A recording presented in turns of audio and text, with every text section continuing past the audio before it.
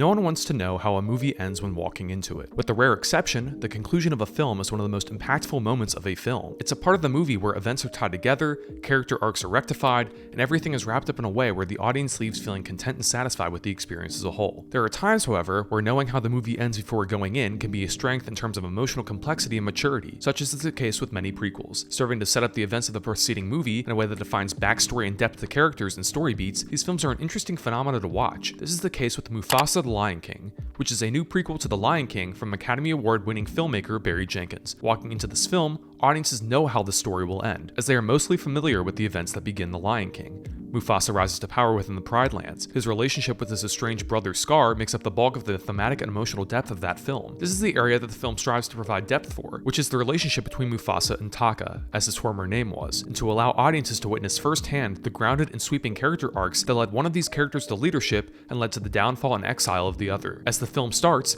the relationship between Taka and Mufasa is portrayed quite poignantly. Mufasa finds himself alone, stranded after a flood separates him from his family. When he meets Taka, the other members of Taka's royal pride sneer at the young lion cub and believe he will not amount to anything grand or purposeful within the future. They believe he's a stray with no meaning in life. It's Taka, however, who truly roots for Mufasa to succeed. He takes a stand, defending the young cub from his family members and encouraging him with uncompromising love and compassion. It's these moments sprinkled throughout the film that really make Mufasa the Lion King work as a movie. Knowing how the relationship ultimately ends, audiences are affected and touched to see these two characters, so famously pitted against one another, full of so much uncompromising love and compassion for each other, wanting so desperately for the other to succeed at any cost necessary. It is in this way that Mufasa the Lion King succeeds not just as a prequel, but as a movie in general. The complex and grounded arc of each character is portrayed in a way that you do not expect. The film grapples with the subject of legacy and the path we believe is forged into our lives, and the idea of whether or not we have any say in such a path. It's a movie about the unconditional brotherhood and love of companionship, and the loss of such a bond at the selfish costs of our own desires. It's a film about the courage and strength to stand for what you believe in, no matter how difficult it might be along the way. The film's emotional core is framed with filmmaking capabilities from Jenkins and his team that truly make this film stand apart from other current releases. The cinematography is poetic and lush, full of so much vibrant detail and color. The animation for the lions and all of the animals within the film improves upon the technology first exemplified within the 2019 live-action remake. Here, the animation shows depth and substance, with actual emotion being portrayed within facial expressions and character nuances. The voice acting across the board feels solid and grounded, with Aaron Pierre and Kelvin Harrison Jr. truly shining within their vocal performances, which are complemented with the realistic animation. The songs from Lin-Manuel Miranda are actually pretty good. The backgrounds are stunningly rendered, with so much visual complexity that it's difficult to determine at points whether the locations are computer generated or plucked from real life. Jenkins' signature directorial style shines through in several key areas, with several shots featured in which there is so much visual depth and clear artistic intent behind every choice. It's easy to rip apart modern blockbuster filmmaking for being soulless and unfeeling, with no clear artistic intent or choice behind them. I mean, I've been guilty of that myself as a critic in the past. However, it's disheartening to see the critical response to this film so far for actually trying to make something out of its mainstream tendencies it lies upon. Sure, large portions of this movie feel filled with corporate oversight. The sequencing aspect in which Rafiki tells the story to Kiara,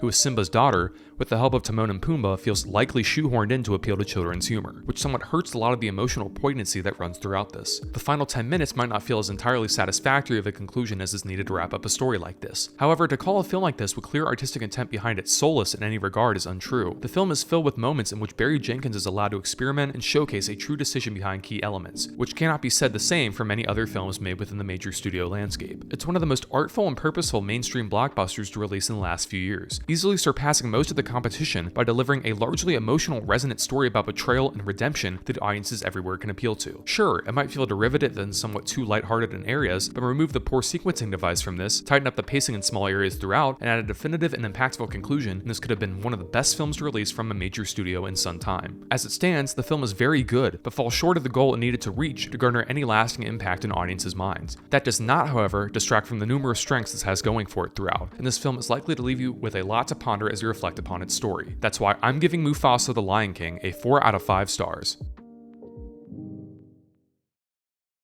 Hey guys, thanks so much for watching this review on my channel. If you're new around here and you like the content you see, don't forget to click that subscribe button down below, like the video, and turn on push notifications. Also, leave comment suggestions down below for future video, essay, and review topics. With that being said, until next time, this is Mitchell signing off. Peace out.